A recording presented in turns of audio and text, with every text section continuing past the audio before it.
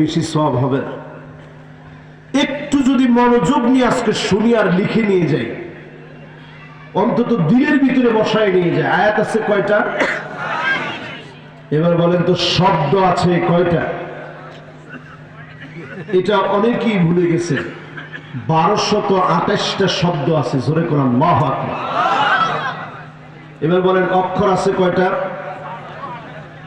4984টা অক্ষর আছে। জোরে কোন আল্লাহু আকবার। এই অক্ষরের কথা কেন বললাম? আজকে যদি একটা অক্ষর নিয়ে কল্পনা করে, যেই জায়গায় নুনের ফোঁটা উপরে আছে, নিচে ফোঁটা দিলে বা হবে, 2 ফোঁটা দিলে ইয়া হয়ে যাবে, 2 নোক্তা দিলে তা হয়ে যাবে, 3 নোক্তা দিলে সা হয়ে যাবে। একটা নোক্তার পর্যন্ত পরিবর্তন হয় না। পরিমার্জন সংস্কার ছাড়া এই কোরআনকে জাতির বিস্ময় যিনি বানায় রেখেছেন তিনি কে? সূরা মুমিনুনের শুরুতে আল্লাহ রাব্বুল আলামিন জানায়া দিলেন, যতজন এখানে বসা আছে সবার জন্য ফেরেশতারা 3টা দোয়া করে। প্রতিনিয়ত আমার আপনার জন্য 3টা দোয়া করে। জোরে কোন আল্লাহু আকবার।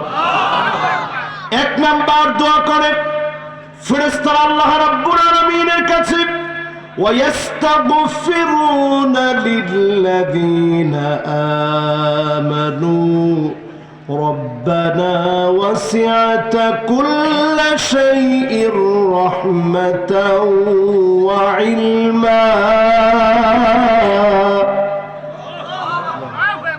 1 নাম্বার দোয়া করেন ফেরেশতারা আল্লাহ রাব্বুল আলামিনের কাছে, আয় আল্লাহ, যারা ক্ষমা চাইতে এসেছে, মাহফিলের ভিতরে ক্ষমা চাওয়ার জন্য বসে গুনাহ থেকে মাফ চাওয়ার সিদ্ধান্ত নিয়েছে, মেহেরবানি করে তাদের গুনাহগুলোকে মাফ করে দেন। জোরে কোন আল্লাহু আকবার।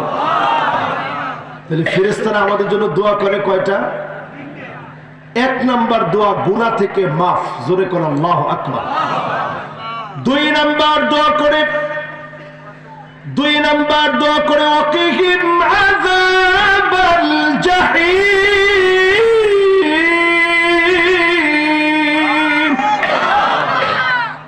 আয় আল্লাহ, জাহান্নামের আযাব থেকে আপনি মুক্তি দিয়ে দেন, আপনার গোলামদেরকে আপনি বাঁচিয়ে দেন, জাহান্নামের আগুন থেকে হেফাজত করেন।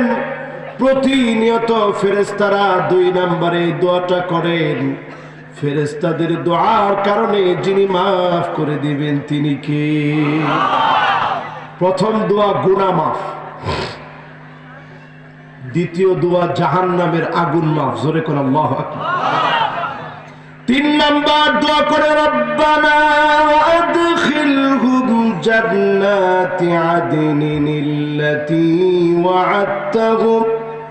আয় আল্লাহ, যেই জান্নাতের ওয়াদা আপনি করলেন, ওয়াদা মাফিক জান্নাতের মালিক বানায় দেন, সব গুনাহগুলোকে জান্নাতি বানান। বলেন আল্লাহু আকবার।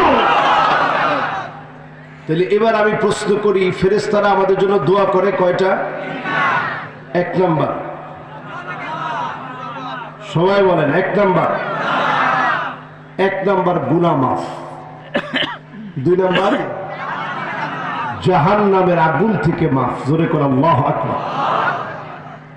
3 নাম্বার ফেরেশতারা আমার আপনার জন্য দোয়া করে, আল্লাহ, যেই ওয়াদা আপনি করলেন জান্নাতের ওয়াদা মাফিক আপনার গোলামদেরকে জান্নাতি বানায় দেন। জোরে কোন আল্লাহু আকবার। তাহলে ফেরেশতারা আমাদের জন্য দোয়া করে কয়টা? 1 নাম্বার, 2 নাম্বার, 3 নাম্বার।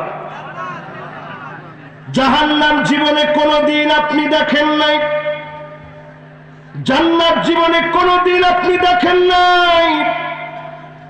আল্লাহ যখন জান্নাত বানালেন, ফেরেশতাদেরকে দেখার জন্য পাঠায়া দিলেন, একটা নজর আমার জান্নাতটা দেখে আসো। ফেরেশতারা জান্নাত দেখা মাত্র নিয়ামতের ভিতরে ভুলে গেলেন এত নিয়ামত জান্নাতের ভিতরে ফেরেশতারা ভুলে গেলেন। এবার মালিক জাহান্নাম বানালেন।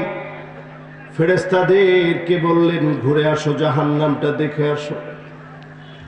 জাহান্নামে যা মাত্রের ভয়াবহতা দেখে ফেরেশতারা চিৎকার করে কাঁদলেন, আয় আল্লাহ, এত ভয়াবহ জাহান্নাম কাদের জন্য বানালেন? আল্লাহ পাক জান্নাতের উপরে একটা আবরণ পেঁচায় দিলেন, আবার জাহান্নামের উপরে একটা আবরণ পেঁচায় দিলেন।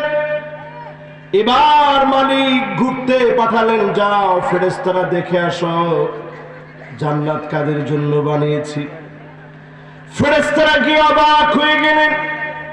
জান্নাত আল্লাহ বানিয়েছে কষ্ট, ক্লেশ, যন্ত্রণা, পরীক্ষা দেওয়ার মধ্য দিয়ে জান্নাত পেতে হবে। জোরে বলেন আল্লাহু আকবার। আর জাহান্নামকে আল্লাহ বানালেন শাহাওয়াত দিয়ে, মন যা চাবে, মনে চাওয়া যারা পূর্ণ করবে, এই মানুষগুলার জন্য জাহান্নাম আল্লাহ তৈরি করলেন।